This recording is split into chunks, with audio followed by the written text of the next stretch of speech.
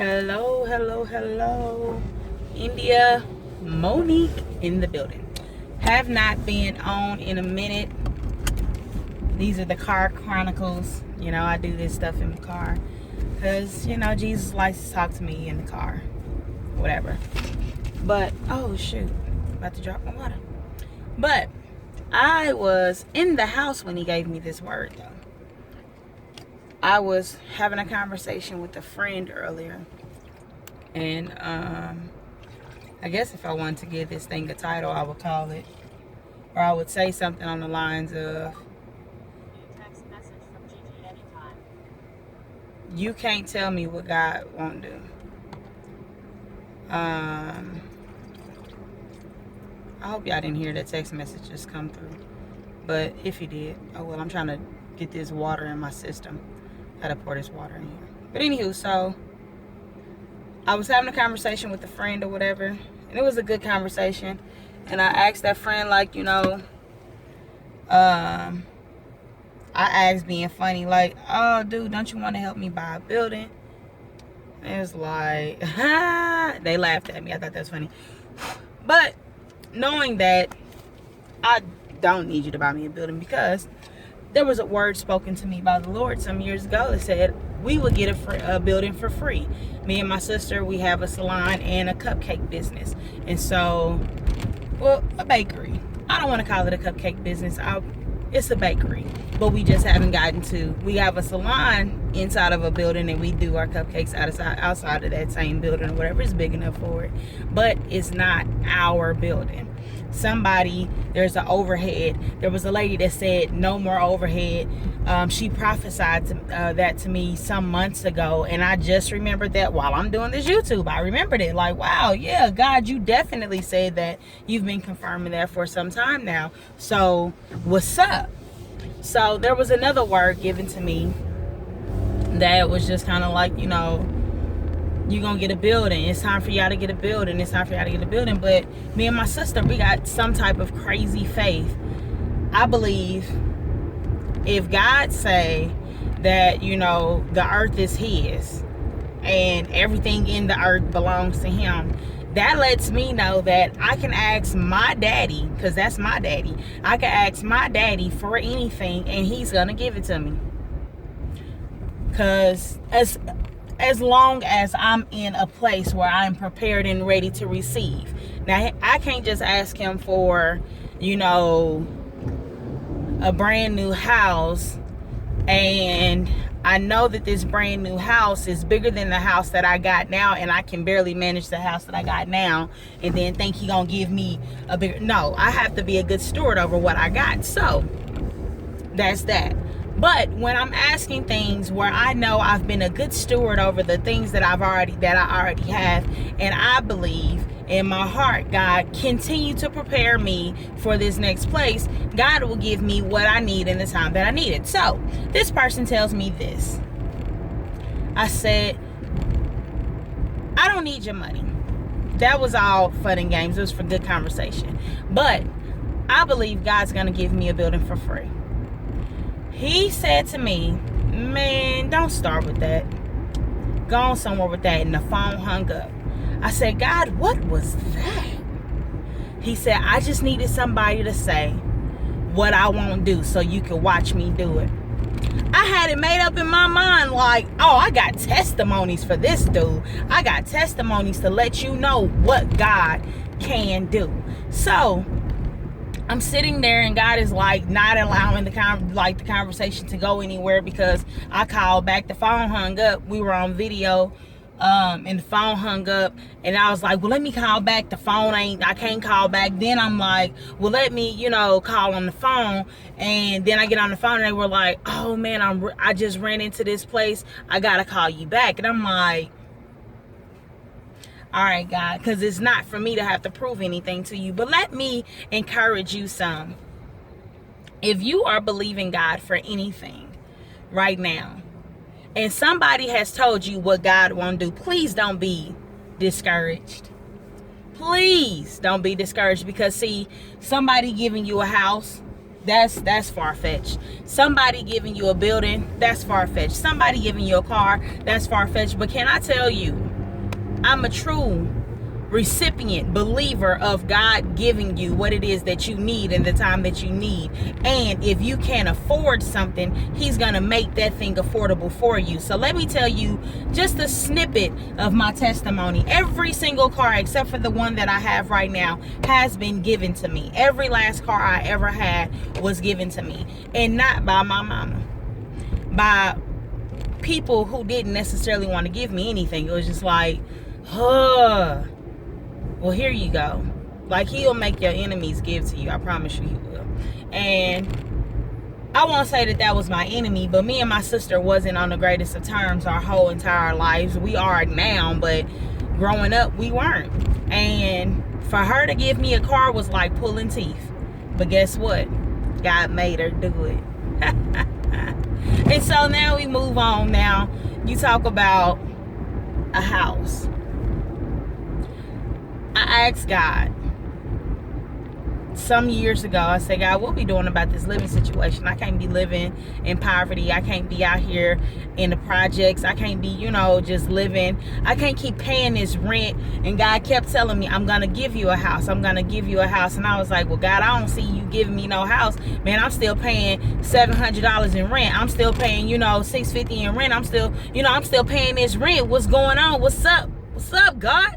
What you doing, dude? That's how I have to talk to God sometimes, because sometimes I be feeling like he ain't hearing me in my regular voice. So I got to get a little, got to put a little bass in there. So he said, I'm going to give you a house. And I was like, all right, God, okay. I just trusted him. That was year 1, year 3, year 4. And then year 5 comes along and he said, I told you I was going to give you a house. And I'm like, all right, God. And I told my sister, now she's in a place, she saved, all of that, sanctified, filled with the Holy Ghost. And I told her, I said, the Lord said he gonna give me a house. She said, really? And then in the midst of me telling her, I said, and it's gonna be mama. Mama's gonna give me her house. My mama. Now my mama ain't married. She got this house. At this time she wasn't married. She had this house that she did not live in, but it was her house. She had all of her stuff in there. I didn't want to move in that house. I really didn't, because, it's a childhood house. I got childhood memories, good and bad. It was just like, whatever, But God said, I'm going to give you a house and your mama's going to give it to you. And I was like, that, I don't see that happening at all, because that is just not this. But my mama kept saying stuff to me over the years, like, I really wish I could fix that house up, and, you could just come stay with me. You and the kids come stay with me. But what I ain't doing at 31 years old is coming to stay with my mama. I'm not doing that. That's how my mind says, I'm not going to go live with my mama at 31 years old with my 2 kids. Not happening. But I knew the Lord told me I couldn't buy a house yet. I said, man, God, you tripping. What is you doing? God, in turn, tells me a year later through my mama, I'm going to give you my house. Now, you might be shouting on this note. I shouted 17,000 million gazillion times on that note, because he said, I told you I was going to give you a house. And then my mama called me and was like, oh, you know what? I want to give you my house. I want you to have my house. I don't live there. You can just live in my house, until you get married. And the only thing I want you to do is, when you do get married, I need you not to marry somebody who's going to make you sell my house. And I was like, wait, pause, what? She was like, yeah, no, you just can't, you and your husband can't sell the house. Y'all can't, because I wanted to stay a family house. That's the only stipulations. Oh, don't worry about that. You ain't got to worry about me selling nothing. Trust me, lady, because, but I'm not married. So now I'm like, where you going? What you doing, Jesus? What you doing? My mom said that to me, and I'm thinking, this is great. Oh, I'm shouting on this thing. Woo, hallelujah. And then he says, but you have to tell your mama that you can't move there until she gets married. My mama been with this man for 50 million years. And you telling me that she got to get married in order for me to move in this house? I ain't never moving in the house. I'm going to be paying rent for the rest of my life. That's what I started thinking, y'all. I promise you I did. What? Move? Come on, God. You know I ain't no, this is my mama I'm talking to. I can't tell I ain't doing that, man. I ain't doing it. That's my mama, and she ain't having it. But I had to tell her. Why did I do that? That turned into a conversation that was just like, you can't make me marry nobody. I said, I don't want to. But she knew she had to give me this house. I live in that house right now. My mama is married right now. I promise you. You can't nobody tell you what God won't do. And when they do, I promise you, God will He will turn the foolish things of this world to confound the wise. He will make everything that look like that couldn't possibly be happening. That's not gonna happen. That doesn't even logically make sense. Okay, thank you. Thank you for telling me that don't make sense, because guess what? God is really gonna do it now, because he's gonna make you who think you wise look like a fool. So here's a little bit of encouragement for you today. Trust God. Wait on him. Don't get impatient. Just to kind of give you just a little bit more, because he told me I would be debt free and all of those things. Yeah, the car I'm driving right now completely paid off. And I was told that you will never. I know that was the reason why God had me to get this car and have to pay for the car, because I was given every car that I've ever had, but he needed me to have some type of responsibility and something that, whatever, you need to learn how to pay bills, India, because you ain't never had to, because you depend on me for everything, and other people have been doing things for you because of the grace and the glory on your life. But guess what? Now you got to pay some stuff. But there was one person who told me, you'll be upside down in 2 years and you won't have that car. I said, okay. Because I got it brand spanking new off the car lot. Brand new. God told me, go get this car and you're gonna get you a new car. I could not settle for a used car. I went everywhere and couldn't get a used car.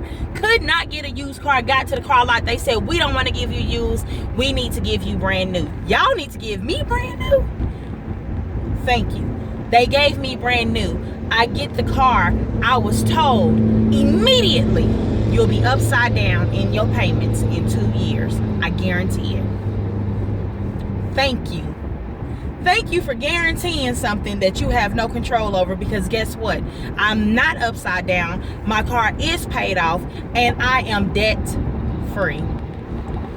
I got student loans. I'm debt free and all that other stuff. But I do got student loans that God, I believe, is going to take care of that stuff too. So, I'm just waiting on him to go ahead and, come on in. I ain't got, $20,000, $30,000 to pay for no debt, for no student loans or whatever. And I ain't even finished. But that's neither here nor there. But I just want you to stay encouraged and know that if God said it, then it's yours.